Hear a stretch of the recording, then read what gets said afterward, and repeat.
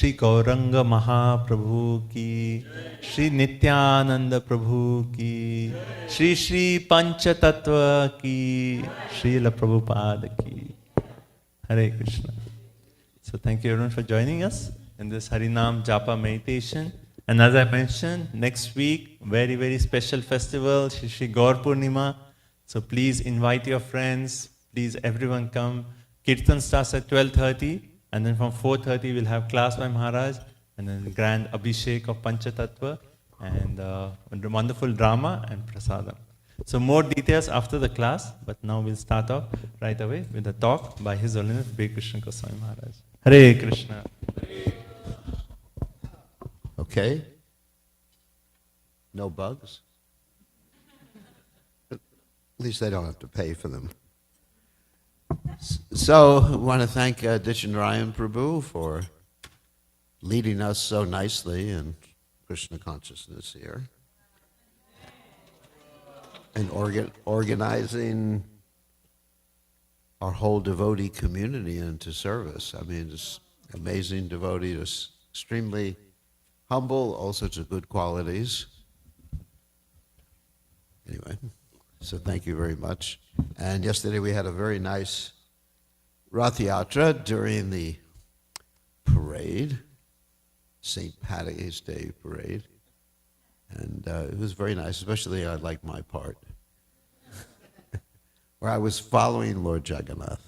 Everyone else was trying to lead Lord Jagannath. But I was thinking we're supposed to follow Lord Jagannath instead of lead him.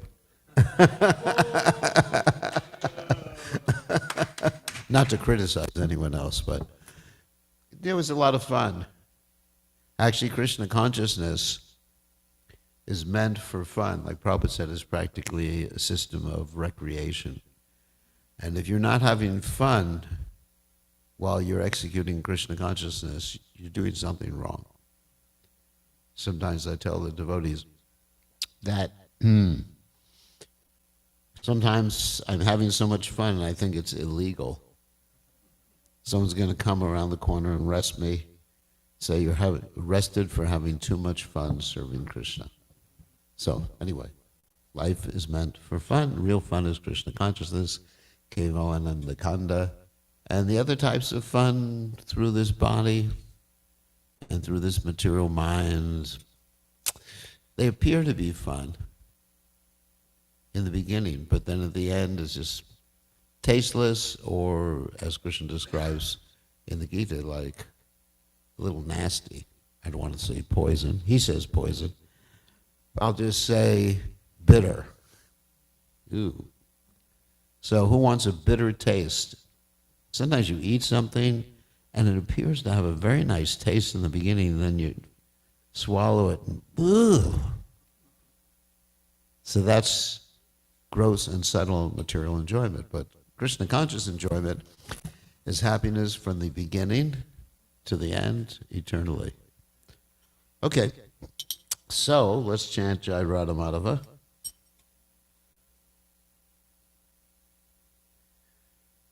Jai Radha Madhava Kunya Bihari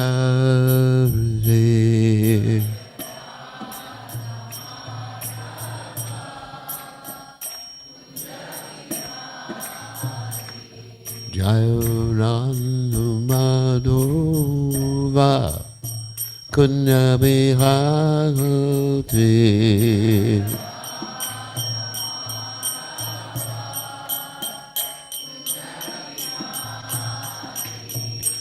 Gopi Jana Malapa Giri Badadhari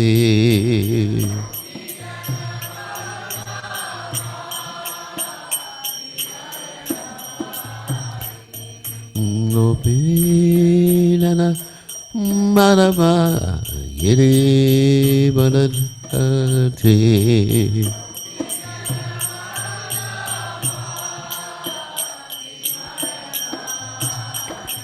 Yasodanandana Braja Jana Ranjana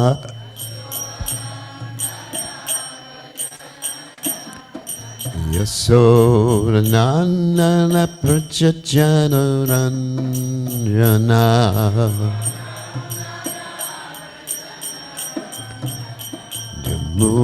Yamunatera Vanachare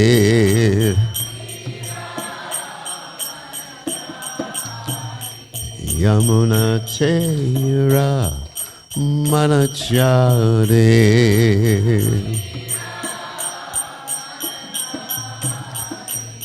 Jayananu Madhuva Kundabihare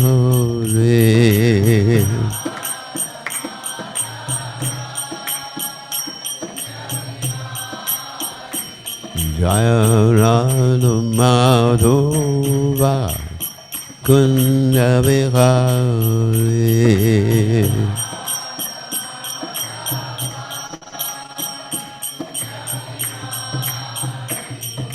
Gopinana Balaba Giribaladade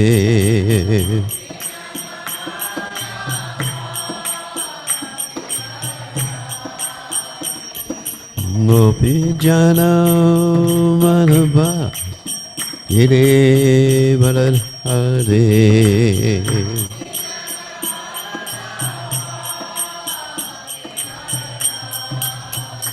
Yasodananda Vrajajanarandana Yasodanandana Vrajajanaranjana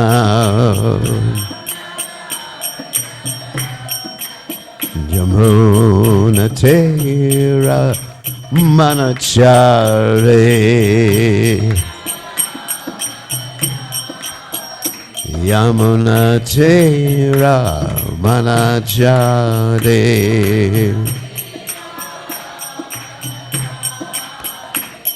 Jayarana Madhova Kundabihare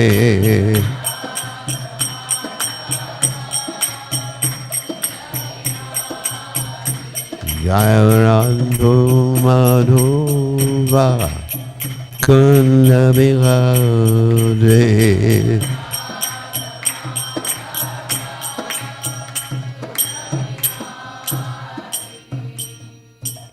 Jai Om Vishnupad Paramahansa Paramavikacharya Osuteta Sitashi Shimad His Divine Grace Savaya Charanada Bhaktivedanta Goswami Srila Prabhupada Ki Jai, ISKCON Founder Acharya Srila Prabhupada Ki Jai, Anantakoti Vaishnav Vrinda Ki Jai, Namacharya Srila Haridas Thakur Ki Jai, Prem Se Kaho Shri Krishna Chaitanya, Prabhu Nityananda Shiveda Gadadha, Shivasati Gaur Bhakta Vrinda Ki Jai, Shri Shri Radhakrishna Gopi Gopinath Swayam Mukunda Radhakunda Giri Govardhan Ki Jai, Vrindavanam Ki Jai, Mathuranam Ki Jai, Jagadasami Ki Jai, Yamunamai Ki Jai, Shivani Galasadevi Ki Jai, Samaveda Bhakta Vrinda Ki Jai, Gaur Premananda Hari Hari Bol.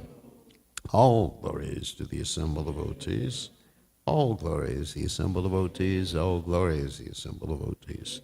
All glories to Shri Guru and Gauranga, Srila Prabhupada Ki Jai. So, Namah Vishnupadaya, Krishna Pristaya Bhutale, Srimati Bhaktivedanta Swami, Namani Namaste, Saraswati Devi Gaurvani Pacharni, Nivashesha Shinyavadi Paschatya Dejatarni. So, Om Gana, Timiranda Shah Gananjana Shlakaya Chakshur Unmilitam Yena Tasmai Shri Gurave Namaha.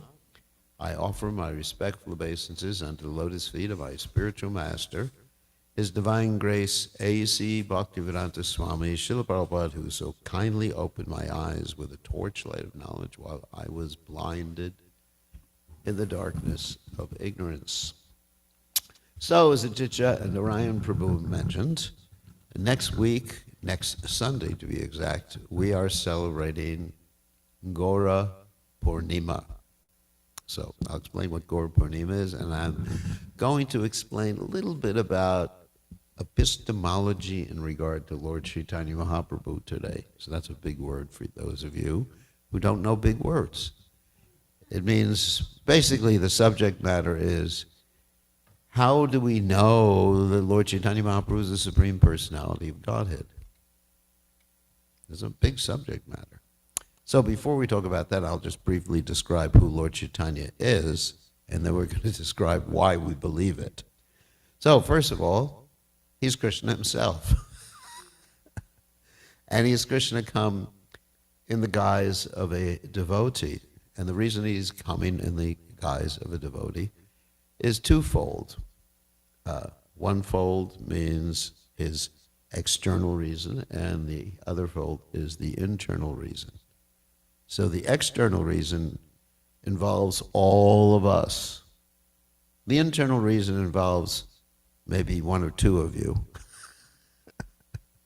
but eventually, hopefully, everybody. So the external reason is basically Prichanaya Saranam Vinashaya Chadushkritam, which Krishna describes in the Gita as the purpose of his advent, which is to, annihilate the miscreants, establish religious principles, and protect the devotees. So Lord Chaitanya does this by annihilating the demoniac principles in the heart and protecting the devotees, giving them this, Harinam Sankirtan, which is the best protection.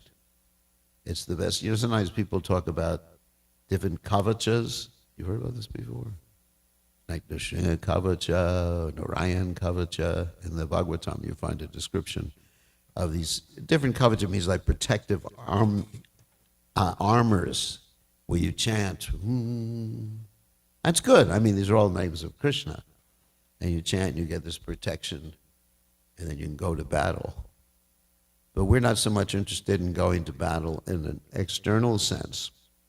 We're interested in going to battle internally to deal with the Ravanas in our heart. Kumbhakarnas? No, he's kind of nice. Anyway, so at least Ravana, Hiranyakashipu's, Hiranyaksha, he's also a bad guy, in our hearts. And so we're going to battle, so there's these kavachas that people chant.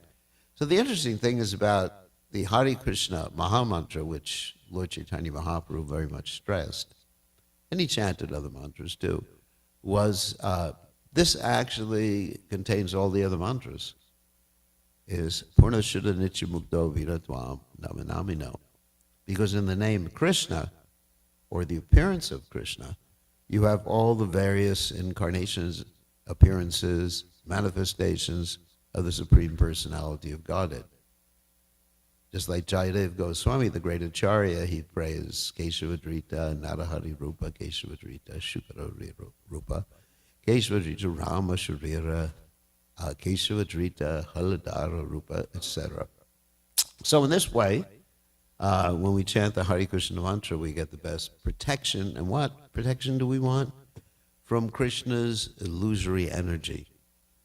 Because Krishna's illusory energy causes us to forget our constitutional position and engage in punak punak charvita charvananam, just simply chewing the already chewed. Just like I was talking to someone earlier today and advising her how to talk to university students. Okay? So this is very interesting. How do you bring a university student or intelligent person to Krishna consciousness? And I said the best method is you ask them a question. What is the purpose of your life? Are you simply chewing the already chewed? In other words, just living for the sake of living, eating for the sake of living, and then reproducing, getting old, having grandchildren, dying, and then starting the whole thing over again. So what is your ultimate purpose? So to have an ultimate purpose in life, to stay fixed at the ultimate purpose, then one chants the holy names, and this gives them the greatest purpose in life on an individual basis and on a communal basis too. Individual basis is you get to have eternal life full of bliss and knowledge, even in this lifetime. And in the communal basis, you get to help other people. Because really the most satisfying thing that I can think of is to help other people. So Lord Chaitanya Mahaprabhu, that's the external or exoteric purpose of Lord Chaitanya Mahaprabhu's advent.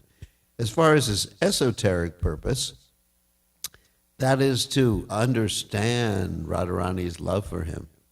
That's a little elevated for us.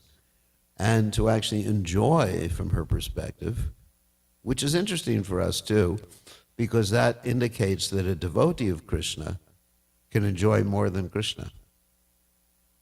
Instead of wanting to be God, I remember before I came to Krishna consciousness, I thought I was God. Wasn't very good at it. I couldn't find Radharani. So, at least I had a cat. So anyways, I thought I was God, not philosophically, I thought I was God. And I'm God, you're God, we're all God, thank God, oh my God, God forbid, like that. And so, it's kind of depressing, isn't it? When you discover you're not in charge of everything, therefore you can't be God. You can't be Ishwaraham Aham Bhogi, Siddham Balavan Sukhi. So, therefore, Krishna, of course, is the supreme personality of Godhead, and he wants to understand and experience the love of his devotees for him, and that's the highest ecstasy. Even for God is the highest ecstasy. So these are the exoteric and esoteric reasons. And of course, we all know the Lord Chaitanya is the most beneficent. So getting back to the point of this particular discussion, how do we know that Lord Chaitanya Mahaprabhu is God? I mean, with Krishna, there's a lot of evidence, right? Let's refer to the Bhagavad Gita. Does anyone know the verse where Arjuna gives evidence as to Krishna's godly nature? It's in the 10th chapter of the Bhagavad Gita. And you know that verse? Yeah, Param Brahma, Param Dhamma, Pavitram, Papivam, Param Bhavan, Purusham, Shashtam, Divyam, Adidevam, Aham, Vyuhum, Ahustvam, Rishiyak Sarve, Devarshir, Naradastata. So he said, you are the supreme abode, the supreme Brahman, etc. And how do I know this? Because, Ahustvam, Rishiyak Sarve, Devarshir, Naradastata. Because Narada, Vyasa, etc., they're declaring this of you. So that's what we call epistemology. How do you know what you know? And so for those of you who come from India, which is, I think, the majority of people here in the room, you probably all know that Krishna is God. And you probably knew it from your very birth. But some of you may not have known that Lord Chaitanya Mahaprabhu was God. Am I right? Especially from South India, or Gujarat, or where else? I mean, or UP, or Bihar, or Tamil Nadu, that's South India, of course, or Kerala. You didn't know. And so I was in the same boat as you all, because I came from really West India. You go the west to the west to the west of India. That's where I came from. So anyway, Spotty came from. So we're more or less in the same boat. Of course, you know that Krishna was God. Certainly Ram is God. But Lord Chaitanya, see, when you came to the Krishna consciousness movement, you got informed about it. So why accept it? I mean, your parents didn't tell you about it. Well, I'm going to give you some reasons for accepting it. Of course, one is the nice prasadam you get in the Krishna consciousness movement. But that's definitely not a philosophical reason. The nice kirtans, this is also a nice reason, but doesn't really make it philosophically. So then we have to talk about something called, again, epistemology. How do you know what you know? Why should you have faith that Lord Chaitanya Mahaprabhu is the Supreme Personality of God. Why should you be so enthusiastic about next week's festival of Gaur Purnima? I mean, what's the reason? Okay. So there's different methods of knowing things. One is, of course, your own experience, but that's kind of faulty, isn't it? I mean, I know that some people in India, forgive me, consider other people to be God when it's obvious they're not God. Some people, oh my God, I don't want to offend anybody. Okay, stop for a second. Don't offend anybody. So, I mean, there's all sorts of different types of worship going on in India and in the West and everything like that. I remember in the 1960s, 70s, there was one particular individual. All right, this will not offend anyone. Anyone here from Korea? So there was an individual from Korea who declared himself to be an incarnation of Jesus Christ, and people worshipped him. So, so people do accept things on the basis of sentiment that aren't true, doesn't it happen? I mean, in the political sphere, some people worship certain politicians who should remain nameless. Right? No. So anyway, and so we had other people worship Bollywood actors who should remain nameless. Right? So it's sentiment. I remember in the 1960s also, I'm a child of the, not 60s, I'm the child of the 40s, but anyway. So I remember in the 60s there was this musical group, I won't mention their name, they were named after a particular bug. And they were worshiped. This is not the group you were thinking of. So they were worshipped. I mean, they would go to a place and there were girls who practically screaming, thousands and thousands. They would worship them. And they had their pictures on the wall and worship them. Anyway, so sentiment or feelings or even direct perception could lead us astray. We can see things that don't exist, and we can not see things that do exist, right? Or we can see things in the wrong way that exist. You get all these different permutations that basically we can't trust completely our senses to a certain extent. Like obviously, if you're driving a car and the light is red, I can't trust the senses. Maybe it's green. Let me go to a higher authority and see what happens. So obviously, in ordinary dealings, you got to extend a certain amount of trust to your senses. That's all right. But as far as dealing with spirituality, which is numinous, numinous knowledge, which is transcendent to the senses, it's beyond the perception of the active senses, the perceptive senses, it's beyond the perception of the mind, then how can we trust our feelings or our senses in that regard? Because where our feelings come from? Probably from our psychological quirks that come from our childhood.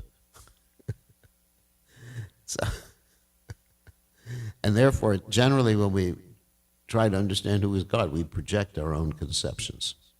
So then we understand that can mislead us. The senses can mislead us. Our feelings can mislead us.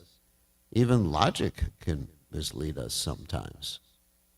Or scientific knowledge, which is an extension of the senses, can mislead us. So how or why do we understand that Lord Chaitanya is God? And so this is a brief introduction to class. So I've actually compiled some quotes from the Vedic literatures which prove, because our process is the descending process, not the ascending. Ascending means we try to figure out things ourselves. And we often get things wrong. We often change our opinions, just like in science. When I was a student, the scientists, and they still do, they keep changing or kept changing their theories. And so it was very disconcerting. Because originally I thought, the reason I studied science is this is before I wanted to be God. But I started studying science to try to understand the truth of life, and their theories would change. And I was just thinking, oh my God, what should I believe in? There's nothing to believe in.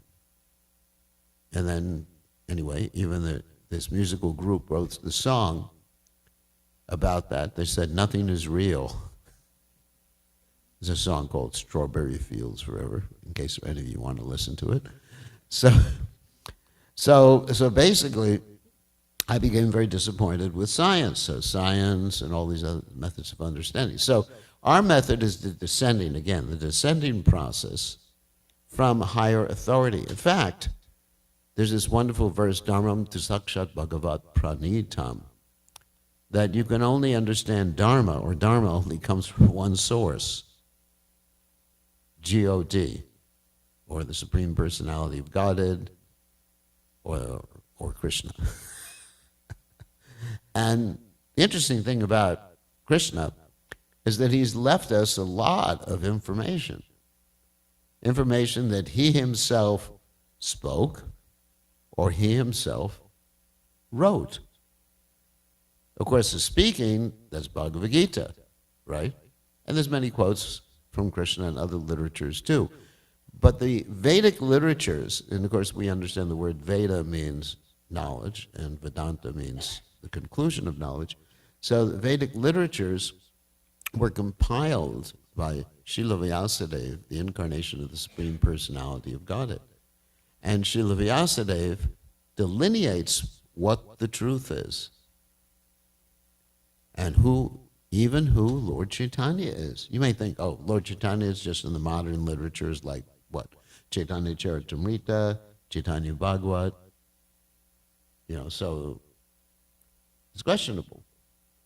But if we actually delve into the Vedic literatures, we will find so many wonderful quotes about Lord Chaitanya, because we understand in order to accept someone as an incarnation of God, there's certain qualities. One of the qualities, they have to be listed in the Vedic literatures before they appeared, not after they appeared.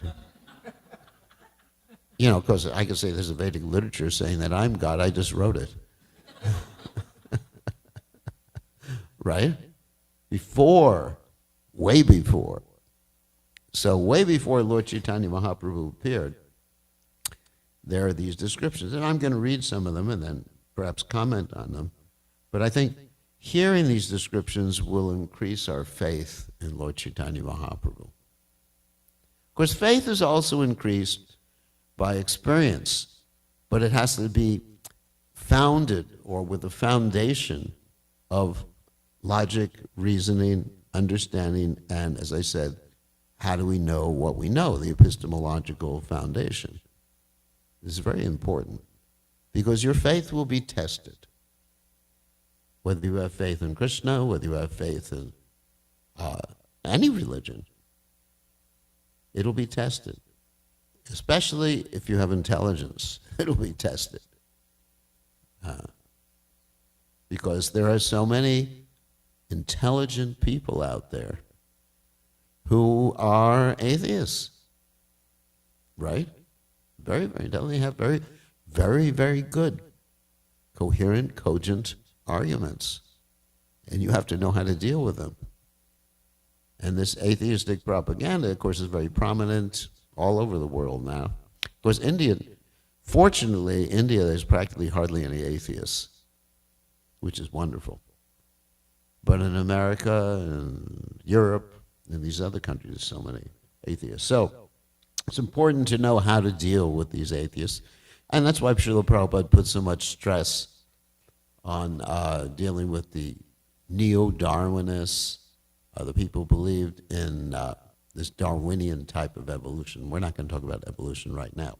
So here's some interesting quotes. Let's go back all the way back to one of the original, what are considered the oldest Vedic literatures, which are the four Vedas. The Atharva, Rig, Sama, Yajur Vedas. So here's the Atharva Veda. Wow. And a particular part of the Atharva Veda is known as the Purusha Bodhini Upanishad.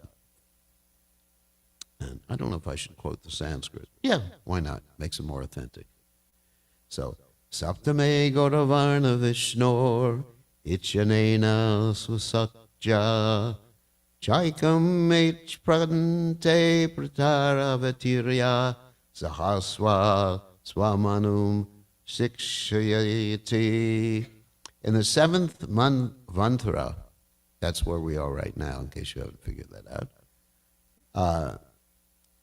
The Supreme Lord will, accompanied by his own associates, descend in a golden form. He will teach the chanting of his own holy names. So we know once in a day of Lord Brahma and the seventh mantra in the middle of the day, like that. Then Lord Chaitanya Mahaprabhu appears, and Krishna has appeared right before Lord Chaitanya Mahaprabhu. And in that same cycle of yugas, you have Lord Rama appeared. It's a pretty good cycle, isn't it? Got Ram and Krishna, and Lord Chaitanya Mahaprabhu. I don't think you could do better than that. And on the earth planet, of all places, and that's where we are. Amazing. I mean, I just came from Lord Chaitanya Mahaprabhu's appearance place in Sridham Mayapur. And it's amazing. I mean, just the fortune. I was thinking when I was there, fortune doesn't mean money, don't worry. So I was thinking about how fortunate I am to be able to go, how fortunate I am to be able to go before the deities, how fortunate I am to be able to read these Vedic literatures for you.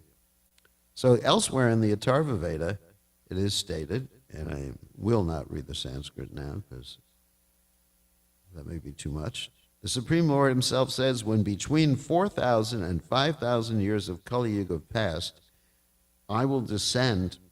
Maybe I should read the Sanskrit because it's actually very specific. Those of you who understand Sanskrit, I mean, it's similar to the Hindi. I think some of you will understand this. Itatam krita sanyaso, means the krita yuga sannyasi. Vatarishyami, I will appear.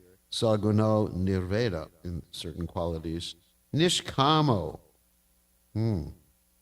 I will be teach renunciation, actually. Nishbhu gir vanas tirato lakana daya kalo.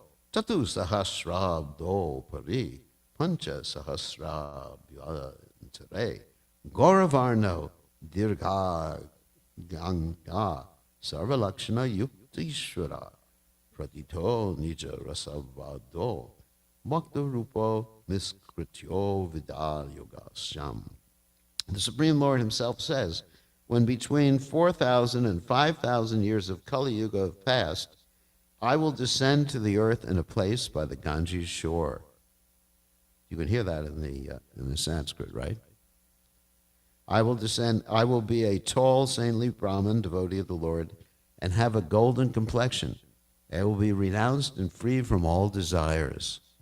I will accept the order of renunciation sannyas. I will be a devotee advanced in bhakti yoga. I will chant the holy name of the Lord. I will taste the sweet mellows of my own devotional service. Only the great devotees will understand me. Remember, this is the Atharva Veda. This is definitive information. It's like Srila Prabhupada said that in spiritual circles, it's something like a court of law, where the lawyer will come in and argue a case before the judge, and the lawyer will not say to the judge, "Judge, it just feels like this to me." You know, legal case like that. It just feels like you should declare him innocent because he's a good guy. The lawyer will actually cite from certain circumstances, citations in court, in the law, and then in that way make his arguments. So then we go to the Samaveda, where Krishna says, to deliver the people devoured by the sins of Kali Yuga, I will, accompanied by my associates, descend to the earth in a place by the Ganges shore. Wow. I will be a Brahmin Avaduta sannyasi. Again and again, I will chant the holy names of the Lord. There's more. Well, that's the same thing, just repeat. And then there's the Upanishads. The Krishna Upanishad is stated, in the Kali Yuga, Lord Krishna will appear in a Brahmin's family. He will teach the message of the Upanishads and the Dharma Shastras. He will defeat the atheists and offenders, and he will establish the truth of Vaishnava Dharma. And of course, we do have the famous quote in the 11th canto of Srimad Bhagavatam. Does anyone know that quote? Pangasra parshanam yagyahi sankirtana prayar jantihi sumedasa. Krishna Varnam Tvisha Krishnam. That in Kali Yuga, Krishna will appear not in the blackish form, but not blackish, and at the same time, Krishna Varnati, he will actually be chanting the holy name, Tvisha Krishna Sango Pangasra, along with his associates, Sparshanam, and they will engage Yagyahi Sankirtananaya Prayar. Yajantihi Sumedasa, those who have sufficient brain substances, they will actually worship Krishna in that form. Also in the 7th canto, it's mentioned, because in Kali Yuga you appear in a covered incarnation, you are therefore known as Tri Yuga, one who appears in only 3 yugas. Of course, Lord Chaitanya Mahaprabhu is called the Chana avatar. It means hidden avatar. And Mayapur is known as what in that regard? Starts with a G. Gupta Vrindavan, right. Gupta Vrindavan, hidden Vrindavan. Because Vrindavan is present in Sridham Mayapur. So, and the devotees of Lord Chaitanya Mahaprabhu get a chance to associate with Lord Chaitanya Mahaprabhu eternally in the spiritual world. In Goloka Vrindavan, there's 2 neighborhoods. There's others, but 2 main ones, which are Vrindavan, Goloka, Vrindavan, and Mayapur. So the devotees of Lord Chaitanya get to be in 2 places, and those who just worship Krishna, which is nice too, they get to be in one place. So those who are members of the Krishna conscious movement, normally they get to be in both places, unless they're devotees of Lord Ram, then they go to Ayodhya. You go to where you want. So let's see here. Oh, here. In the Narada Purana and the Adi Purana, there's another verse. My true identity will always be concealed. I will assume the form of a Brahmin devotee of the Lord. In this form, I will deliver the world. In the Karma Purana, it is stated, to deliver the conditioned souls burning in the troubles of Kali Yuga, in the first Sanja of that age, the Lord will take birth in a Brahmin's home. It actually gets more specific here in a second. The Garuda Purana, Krishna states, to deliver the conditioned souls burning in the troubles of Kali Yuga, in the first Sanja of that age, I will take birth among the Brahmanas. And then, he states, in my original spiritual form, let me just read the Sanskrit, because this is actually really important, the Sanskrit of this. Aham Purno Vavishyami. Everybody understands that Sanskrit? Purno, complete. Aham Purno Vavishyami. I will be, I will become, I will appear. Yuga Sandal. What's a Yuga Sandal? Any of you know? It's the junction.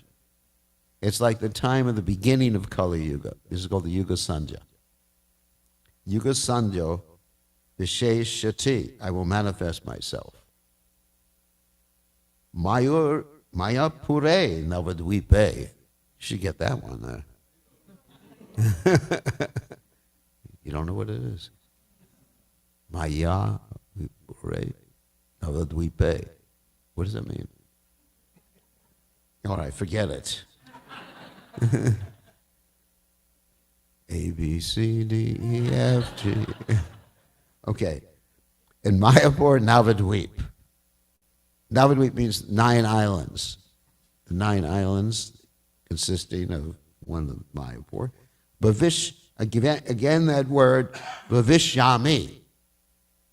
It will, the future, it will happen. And then, Sachi Sutta. Haribo. I mean, can you get more specific than that? That's the Garuda Purana. Not something that came after Lord Chaitanya. It was there eons before Chaitanya Mahaprabhu appeared. Now, there's some controversy about another Purana, which is called the Bhavishya Purana, whether that is more recent, So I'm not quoting from the Bhavishya Purana, because sometimes people use the quotes from the Bhavishya Purana, but actually there's some scholars who say it's more recent Purana. But this is the Garuda Purana. So elsewhere in the Garuda Purana, it is stated, whoops. Oh, hold on a second.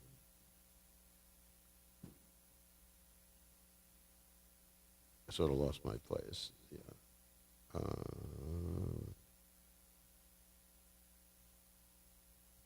Whoops. What happened to that? Oh, here. Yeah, we got it. Incarnation.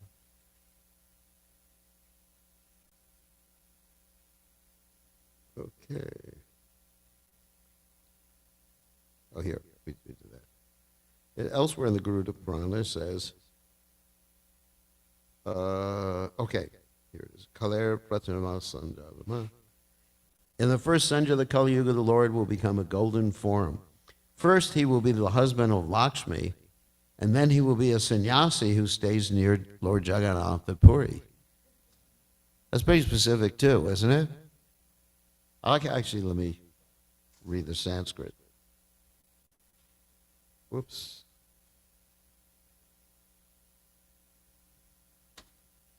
All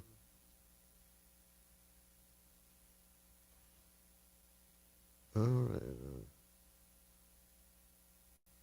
Okay, one or two more quotes. In the Matsya Purana, another famous Purana, the following statement is made: in the Kali Yuga, I will take birth in a place where the three rivers meet. I will be golden colored and tall, I will have a shaven head, and I will be merciful, and I will eagerly chant the holy name of Krishna. So the place where three rivers meet is actually Navadvip. And Lord Chaitanya Mahaprabhu took sannyas. In the Vamana Purana, another specific quote, O Narada, taking birth in Sachi Devi's womb, I will deliver the sinful people from the terrible darkness of Kali Yuga. And we'll end with this next verse. Actually, I got a lot more quotes. In the Vayu Purana, in the month of Palguna, when the star Palguni is conjoined with the full moon, that's Gurpurnima, I will appear in a golden form begotten by Purandara in Sachi Devi's womb. Another specific quote. So, just to summarize, that is our method of knowing. Our method of knowing is the Vedic Shastra Pramana, Vedic evidence. Not our senses, not our feelings, not someone else's opinion, not the scientist's opinion, not the archaeologist's opinion, anthropologist's opinion, but Krishna's opinion, which comes in the Vedic literatures. So next week we are celebrating Lord Chaitanya's appearance, and anyone who celebrates Lord Chaitanya's appearance will get special mercy from Lord Chaitanya. And what is the special mercy you get from Lord Chaitanya? Dina hina yatta chilo harinam udurilo. Whether you are fallen, whether you're elevated, you get a chance to become pure devotees of the Supreme Personality of God and fulfill the mission of your human form of life. So, any questions or comments? Yes.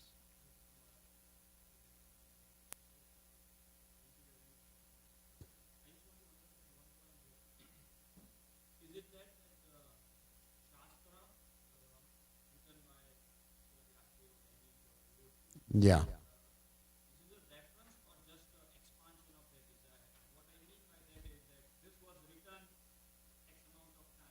Yes, whatever time.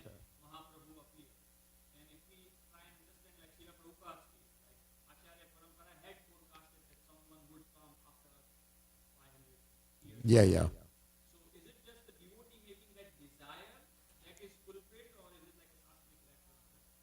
Ah. So is it because of the devotee's desire that it happens, or is it because it was supposed to happen? That is an interesting question. Well, the devotee, pure devotee especially, well, especially Krishna, Krishna says in the Gita, as the Supreme Personality of Godhead, I know everything past, present, and future. So Krishna, no doubt, is Trikala Gya. He is seen past, present, and future. And a devotee, by his desire, yes, things can manifest like that. Just like we see in Chaitanya Mahaprabhu's appearance, that one of the external reasons for Lord Chaitanya Mahaprabhu appearing is the desire of Advaitacharya. Of course, it was already predicted that Lord Chaitanya Mahaprabhu would come. So this is part of the normal cycle that Lord Chaitanya Mahaprabhu would come. It's not that because it was written, it happened, but it was written because it was supposed to happen. How about that? Whereas with you, because devotees are giving you blessings, it's happening. Not because it was supposed to happen that you became a devotee. And they were just like, well, they're just like, not even instrumental. They were just like part of the pastime of your becoming a devotee. You understand? So in certain cases, yes, what you're saying is absolutely true. By well wishes, that's actually described in the Nectar of Devotion, that someone can become Krishna conscious by the blessings of a great devotee. I mean, just like the only reason I'm sitting here is because of by Prabhupada's blessings. You know, it's not that it was predicted in the Garuda Purana that there was going to be some, guy from the Western world, with a bald head and a saffron dhoti sitting here, 2024, talking about Lord Chaitanya Mahaprabhu. He will appear in Long Island, New York. But I'm there because of the well wishes but Lord Chaitanya is not there because of the well wishes of the devotees. He's there because he's there. It's interesting. So sometimes it's better not to think about the previous lives of someone who came to Krishna consciousness. Not thinking, sometimes we think, and I've seen this happen sometimes, that someone will say about someone who just came from Krishna consciousness in this lifetime, oh, here's your pastime as a little baby. They look at some of my baby pictures and find that, oh, when I fell on my face, oh, he's offering obeisances. So we have to be careful not to spiritualize things that have nothing to do with spirituality. Yes, so by Krishna's wishes, by Prabhupada's wishes, I'm here today. Otherwise, I wouldn't be here. Thank you for questions. But Lord Chaitanya, it's actually considered a regular occurrence. Like it's on a time schedule. That once in a day of Lord Brahma, Lord Chaitanya Mahaprabhu, Lord Krishna, Lord Rama appear. And of course, there's other, you may think, what about these poor blokes, to use an English expression, in other cycles? What are they going to do? Well, they have their own incarnations. There's so many incarnations of Krishna. They're like waves of the ocean. Of course, we understand, Ete Changsa Kalakpumsa. Krishna is too Bhagavan Swayam. Krishna is the source of all the incarnations, or the original Supreme Personality of Godhead. However, there's devotees of all the different incarnations. Matcha, Kurma. I mean, these are just, when we hear about the 10 incarnations, or the 10 avatars, to be more specific, there's actually a lot more than that, but these are the main ones that we know of. But Prabhupada said that Krishna has appearances in every species of life. So that's amazing. Amazing. So, any other questions? Yes.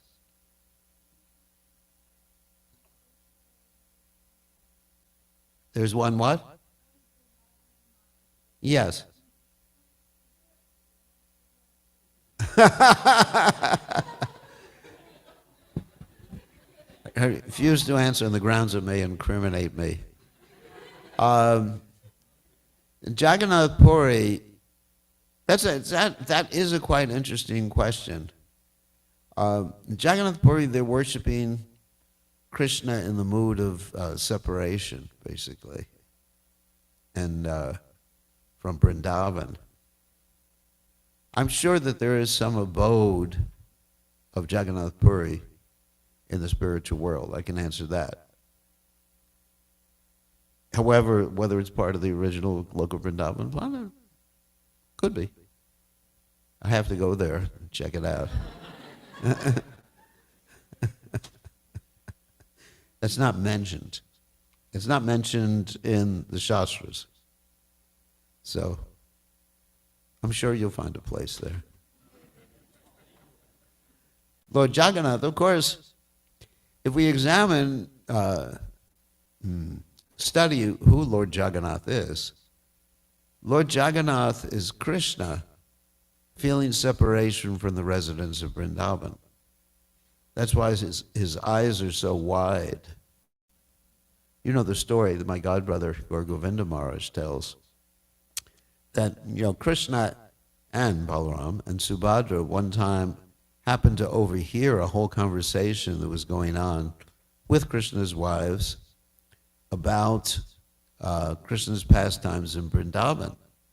And when Lord Jagannath, or Krishna, Balaram, and Subhadra overheard this conversation, they were so overwhelmed with ecstasy that their physical forms or external forms, they don't have physical forms, they're spiritual bodies, but their external forms changed in shape, and they assumed the shape of Jagannath Baladev and Subhadra Maharani. So the deities, Jagannath Baladev and Subhadra, are the deities of Vipralamba. You know that, of course, because that's where you're from. So that's why it's interesting. The question you're raising is quite interesting, because we just came from Govardhan, and there's very few sets of Jagannath Baladev Subhadra deities in Govardhan or in Vrindavan, because the mood is a little bit different. In Vrindavan, Krishna is there, and in Jagannath Puri, it's represents Krishna meeting with the residents of Vrindavan during the time of the eclipse, feeling separation from the residents of Vrindavan, wanting to go to Vrindavan. So it's a little bit different. Although at Radhakund they have deities of Jagannath, Baladev, and Subhadra Maharani, and they do Rath Yatra every year. And in Govardhan too, we have a special little temple we visit with deities. So I'm sure your desires will be fulfilled. Somehow or other, I just don't have direct Shastric evidence. So I have to be careful to always speak on, making reference to Shastra. So if I were to say it must be like that or it should be like that, that's another thing. I'm not going to speculate. What's that?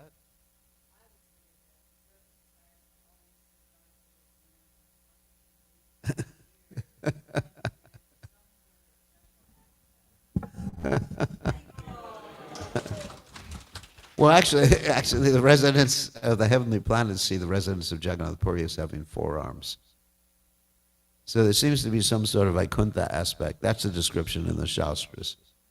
So as far as where Jagannath Puri is located in the spiritual world, this not mentioned as far as I know in Shastra. Everything has to be based on Shastra. If I'm going to make a statement, I think it's an important point that's being brought out now, that if I'm going to make a statement about Tattva, that is the truth, or make a statement about ontology, the nature of Krishna, it has to come from Shastra. It's not going to come from what It should be, I hope so, like that. So I'm sure Krishna will take care of you. There'll be no problem. Anyway, interesting question. So any other questions? Yes, Vishnu Prabhu. What, Chana avatar? Hidden, yeah.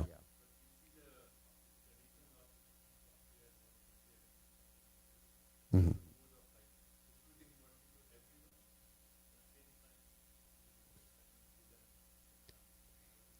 He's hidden because he doesn't like to be declared as God. Whereas Krishna is openly saying, isn't it? Aham sarvasya prabhavo matak sarvam pravartate iti matva bhajanti mam. I'm the source of everything. Lord Chaitanya is saying, no, worship Krishna. I mean, in private, sometimes Lord Chaitanya would have, during his Mahaprakash Leela, he would reveal that he's God. But publicly, he's a devotee of God, feeling separation, vipralamba. Just like he would have images, not images, I don't want to say images, but he would see Krishna. He would go through the gardens in Jagannath Puri and see Krishna and run after this, or run after the sand dune in Jagannath Puri, and thinking it was Govardhan Hill. So he's showing himself as a devotee. That's his mood. So in that way, it's hidden.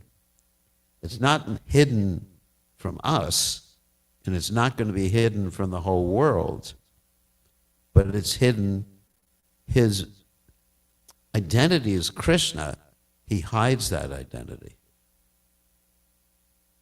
And also, was not commonly known until His Divine Grace, A.Z. Bhaktivedanta Swami, Srila Prabhupada, came to the Western world. Had Prabhupada not come to the Western world,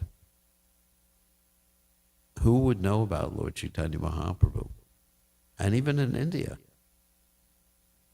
if it wasn't for Prabhupada, how many of you, from South India or elsewhere in India, would actually know about Lord Chaitanya?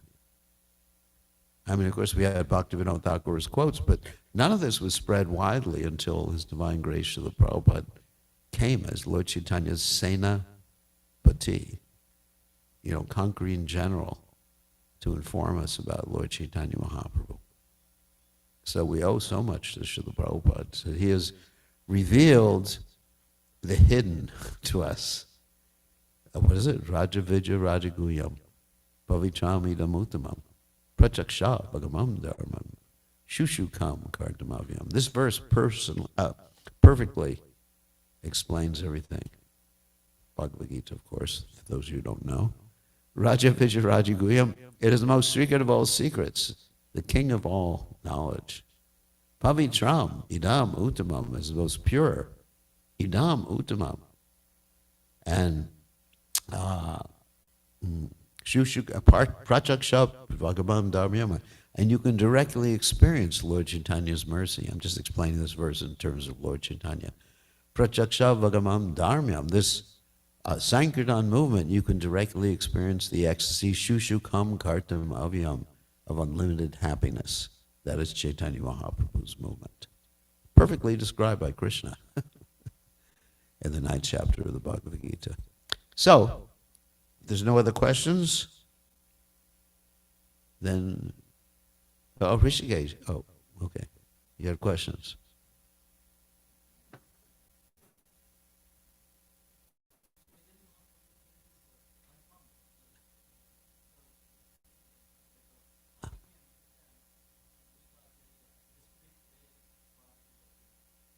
How can we understand Advaita Acharya's desperate prayer for Lord Chaitanya's appearance?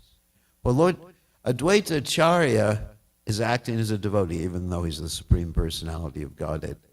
And under the influence of Yoga Maya, you've heard of Yoga Maya before? Yoga Maya means the Lord agrees sometimes to forget things just for the sake of pastimes.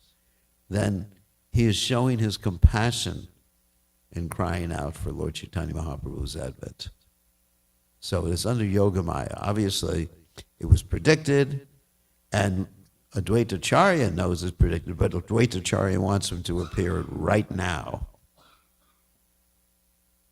because of his intense. Sometimes it's like that when one feels intensely compassionate for someone, even though they know that something is coming. They just said, come on, right now, right now. People are suffering like anything. Compassion is like that.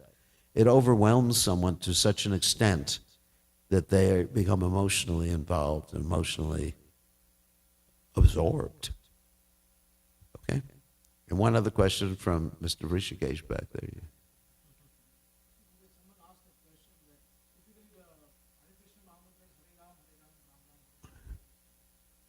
Prabhupada was asked the same question, it doesn't matter. You start from Hari Ram, Ram Ram, Hari Hari, or Hari Krishna, Krishna Krishna, Hari Hari. You end up in the same, especially if you're chanting japa. I mean, usually when you chant, you don't just chant one mantra, do you? You just go Hari Krishna, Krishna Krishna, Hari Hari, Hari Rama, Rama Rama, Hari Hari. Hey, let me check my mobile phone. Okay, Hari Krishna, another Hari Krishna, Hari Krishna. You'll be chanting your 16 rounds for 16 years at that rate. So usually you go one round after the other, one mantra after the other, and it ends up the same. Now some people have a different way in Braj of chanting the Hari Krishna mantra. They go Radha Krishna, Radha Krishna. You ever hear that? Krishna Krishna, Radha, Radhe Radhe. Radhe Sham, Radhe Sham. Sham Me Radhe. Anyway, I'm not going to get into my Vrindavan mood because you'll probably kick me out of here if I do that. So, without further ado, we have Aditya Narayan Prabhu is going to make some announcements about our wonderful festival of Gaur Purnima next week. All glories to His Divine Grace, Srila Prabhupada. Srila Prabhupada ki jai.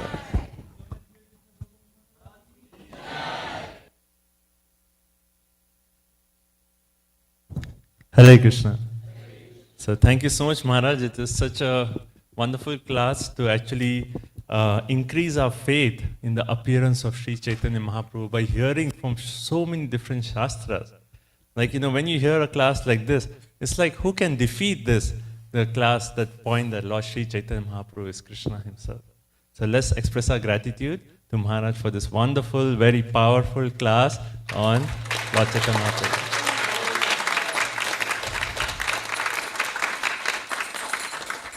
His Holiness Bir Krishna Goswami Maharaj ki. So next Sunday is our very special festival, Shri Gaur Purnima Maha Mahotsav ki. It's a very, very special day, and now that we have heard about different codes about Lord Chaitanya Mahaprabhu, smooth sign, as non-different from Krishna himself, now let's actually really come into the mood, and next Sunday,